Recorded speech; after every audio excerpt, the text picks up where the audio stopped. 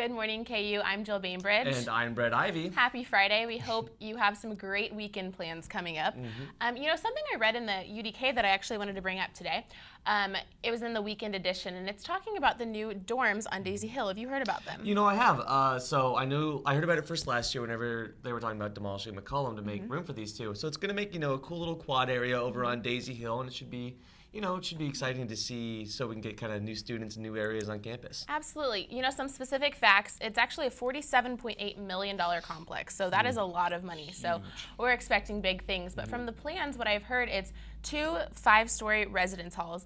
And then in the middle, like you said, is a complex with, I believe, the top stories for studying and the bottom stories for lounging, and there's even a game room. So as you're seeing there on your screen, some really exciting things coming to KU, and we look forward to that. I believe it's supposed to be completed in about 2015. So if you're on campus right now, sorry, you're probably going to miss it, but for the freshmen coming in, there's some exciting news for you. Oh yeah, my brother's going to be coming to campus hopefully in 2017, so maybe he'll be one of the first people to live in that dorm. That'd be Great. Cool. Perfect. Yep. All right. In other KU news, there's been a potential charity scam here on campus. Do you want to talk a little bit about that, Jill? Absolutely.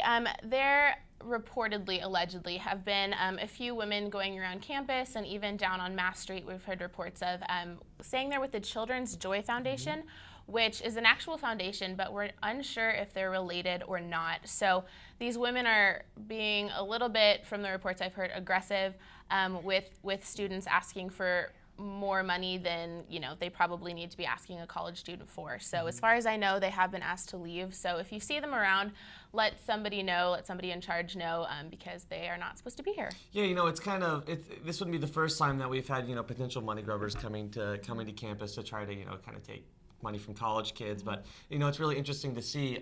Do you think they'll be caught eventually, or what do you thoughts? I hope that they're smart enough just to kind of stay back. I love charities. I'm into that, and if they're really passionate about this charity, if they are connected, that's a great thing. But they need to follow the rules, and you have to be associated with some kind of group here on campus, which, as far as we know, they are not. So I really hope that they respect the rules we have here and respect that a lot of students don't have $40 to hand out when they're walking to class. So hopefully that won't be an issue for much longer. Yeah, definitely. Well, in other news, on Reddit the other day, Seth Rogen kind of brought about this thing where he was leading a congressional hearing about Alzheimer's disease. We actually have a clip of Seth Rogen giving the opening speech, if we want to go ahead and roll that. 5 million Americans have Alzheimer's, and at this rate, in 35 years, as many as 16 million will have the disease.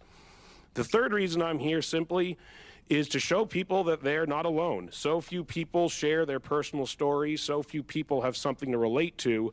I know that if me and my wife saw someone like me talking about this, it would probably make us feel a little less alone. Yeah, so as you can see, Seth Rogen is really into this Alzheimer's thing. His wife's his mother-in-law has Alzheimer's, early onset. Okay. She got it at the age of 54. And he's very, very devoted to this cause. You can actually find the whole speech online on YouTube. Just search Seth Rogen Alzheimer's. You can find a whole thing about it, and it's really, really touching. Yeah, it looks really interesting, and I think that's so cool that such a famous celebrity like him is willing to step out and get into kind of the political side to really be an activist for this disease. As he said, it affects so many millions of people every year. So I think that's really great that he's, being very unselfish and really has a cause for this. I think that's cool. Yeah, definitely. So be sure to check that out online. Tons of other stuff online as well. So anyways, we'll be right back. My guest is going to be Eric Pauls, and he's going to be talking about his show, The Breakdown. We'll be right back. Welcome back. Joining me today is Eric Pauls at The Breakdown. Eric, how you doing this morning? Doing pretty well. Glad to be here. Awesome. So you host The Breakdown, which is kind of KU's first political show. Do you want to tell us a little bit about it?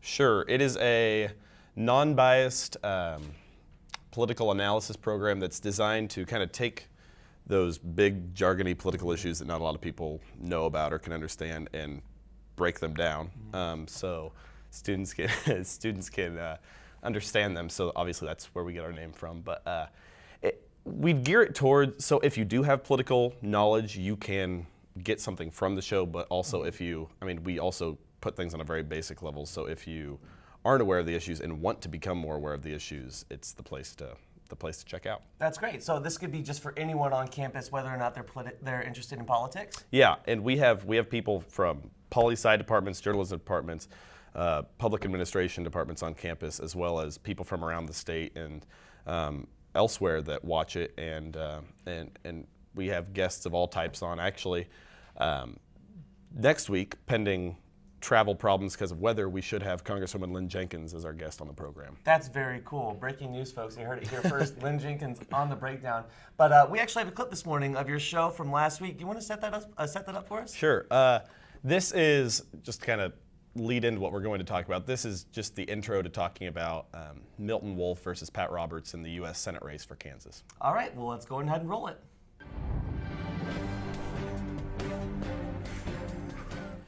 Today's breakdown issue, the race for United States Senator from Kansas and the scandals that have mired the campaigns. The race is a primary battle between two Republican candidates, meaning whoever wins will face a potential Democratic challenger in the general election. It is between incumbent Senator Pat Roberts, who has been our senator since 1997, and Milton Wolf, a doctor from Johnson County and a distant cousin of President Obama. Earlier this week, the Topeka Capital Journal's Tim Carpenter penned a devastating article calling into question old Facebook posts by Wolf. In the post, Wolf, who again is a radio... All right, Eric. Well, since we have you here, let's go and break down this issue. What is it about Milton Wolf and Pat Roberts that you want people to know? Well, and we kind of heard some of it there. Pat Roberts is a staunch conservative, staunch Republican who's been our senator since 1997, and before that he was a congressman. So he's been in D.C. for a couple decades. And that's kind of Milton Wolf, who's a Tea Party Republican. That's kind of his beef against Pat Roberts, is that he is an insider. He's not, one of us. And so they've had a pretty contentious primary so far. And a couple weeks ago, the New York Times reported that Pat Roberts actually, and this is true, does not have a house in the state of Kansas. He stays at a donor's house, and his quote was, he has full access to the recliner when he comes back to Kansas. Wow. And then last week, the Topeka Capital Journal released that Milton Wolf a couple years ago posted pictures of x-rays from his former patients. He's a radiologist. X-rays of his former patients on Facebook, and kind of had some unflattering comments. Like, the one was a murdered gunshot victim, and his comment, or a coworker said, can you believe we didn't get reprimanded, or we got reprimanded for not sitting him upright? And Milton Wolf's comment was, I don't think he was in a position to complain. And on another one was, I should get a gun like this. So, it's becoming a scandal-mired campaign already. So it's certain to be a tough fight as it gets closer to August when the primary is. That's great. That's great. So we have you here for another minute or so. So real quick, favorite Elvis song? That is impossible because you have to choose between what's your favorite rockabilly Elvis song, leather Elvis song, jumpsuit Elvis song, and fat Elvis song. It's always a tough decision. That is. Right now I'm on fat Elvis. Right. But leather Elvis has his moments. The 1968 comeback special is special. So. Yeah, I can see that for sure. As it says in the name. So that's impossible to choose. Awesome. Well, thank you, Eric. So what time and what day is the breakdown on? It is Tuesdays at noon. Okay. And like I said, this week we should have Congresswoman Lynn Jenkins, if weather allows for it, and some other great programming, including Communications Director of the Kansas Democratic Party as well. That's great. And where can our viewers follow you on social media? On social media, we are at BreakdownKUJH on Twitter. We are also on Facebook at TheBreakdown-KUJH, and we have a website, TheBreakdownKUJH.wordpress.com. Awesome. Well, thank you very much for joining me today, Eric, and we'll be right back with your news. Welcome back. I'm Sam Harms. And I'm Michael O'Brien, and here is your Friday news update. Doctors Without Borders, a humanitarian group, released that it has been forced to leave Myanmar, and because of this decision, thousands of lives are at risk. The group was offering life-saving help to those who have HIV and AIDS. According to the Associated Press, this decision came after Doctors Without Borders reported that they helped 24 victims of communal violence, which the government has denied happening. Ukraine's president has officially reappeared in Russia after fleeing Ukraine last Saturday. He stated that he was forced to leave after he and his family received threats. According to the Associated Press, he does not plan on using any military action as he is going to continue to fight for his country. The 9th U.S. Circuit Court of Appeals ruled that it was okay for a California high school to ban students from wearing patriotic shirts on Cinco de Mayo. The decision comes after yearly violence between Latino and white students on May 5th, both sides showing pride for their country. The lawyer representing the students plans to appeal this decision. A 94-year-old man was deported from the U.S. to Berlin after the truth of his previous Nazi status came out. According to the Associated Press, he has been charged with nearly 11,000 counts of accessory to murder on the allegation that he served as a guard at Auschwitz from 1941 to 1943. The courts have said, though, that because of his worsening dementia, it is unlikely that they will be able to prosecute. The United States is currently working to try to extradite a British man who claimed that he hacked into a series of government computer networks. He stated that he will fight the extradition all the way. Instant replay is coming to baseball. After the debate, the MLB has decided to allow instant replay for all plays except balls and strikes, check swings, and trapped balls in the infield. Every baseball stadium will now have a command center where assistant coaches will sit and help the managers decide. Managers will receive one challenge per game, and after the 6th inning, umpires will get to review any play of their choosing. And that does it for your news. After the break, we'll be back with Tim for sports. Tim Cornell here with your sports update. With the Winter Olympics now over, we can start talking about some warmer weather sports, even though the weather outside is about to be anything but warm. Baseball exhibition season has begun. The Yankees start off Derek Jeter's last preseason with 2 losses to the bats of the Pirates, 6-5 on Wednesday and 8-2 yesterday. The Royals started their exhibition play in a high-scoring event against the Rangers. The Royals lost 11-7.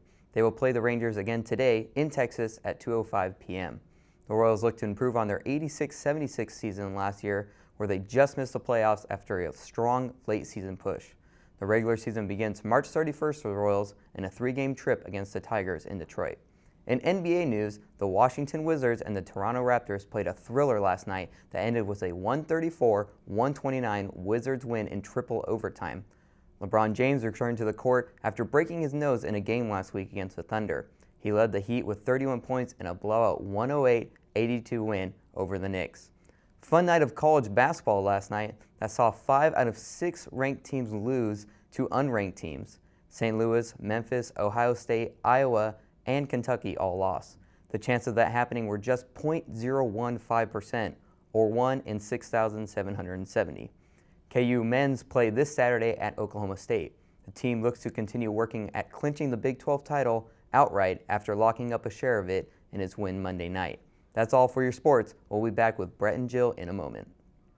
Welcome back, ladies and gentlemen. So, quick shout out to all our visitors today out in the Union who may be on their official visit to KU. All you future Jayhawks out there, we hope to see you soon. So anyway, it's a packed house out there. We do. We really hope that you guys enjoy your day and your visit, and we hope you're watching right now. In other news, as Tim mentioned earlier, there is a basketball game tomorrow night at 8 p.m. Like he said, we're looking to clinch the conference title. Right now, the worst we can do is tie. Exactly. So with the win over Oklahoma State, the Big 12 will officially be ours for the 10th straight year. And, you know, that got me thinking, Jill. 10 years ago, what was going on? What were we doing? What was popular then? You know, some pop culture news. Britney Spears was cool. That was like her prime. That was before she shaved her head. She had some great hits out. Every other song was on that Now CD. It was pretty great. Also, Paris Hilton came out with her signature phrase, "That's hot." It was so awesome. That's exciting. Yeah, you know, if I was a girl, I definitely would have had a "That's hot" T-shirt because they sold those. Let's see, who else? What else happened? The NBA champions with the Detroit Pistons with Ben Wallace and Rasheed Wallace, and who else had Chauncey Billups. Lots changed since then. They can hardly win a game, and they got dunked on by DeAndre Jordan last year, which was pretty terrifying. Rough. And you know, I guess one of the more important things as well from back then is this really touches me like in a deep spot. Is I thought sweatpants were cool. So that was way back when. It makes you think on time. You know, in other fashion news, in 4th grade, my favorite fashion accessory was my jean skort. For all the boys out there, skorts it was like shorts, and then it had a little skirt flap in the front, so you could wear shorts but still look like you were dressing up. It was my favorite accessory. Impressive. Thank you. You know, throughout the years though, one thing hasn't changed. 10 years ago, the Boston Red Sox were World Series champions, and they're also champions in 2013-14. So that's one kind of cool thing. So anyway, that's going to do it for us today, ladies and gentlemen. Thank you for tuning in. I'm Brett Ivy. And I'm Jill Bainbridge. Have a great day.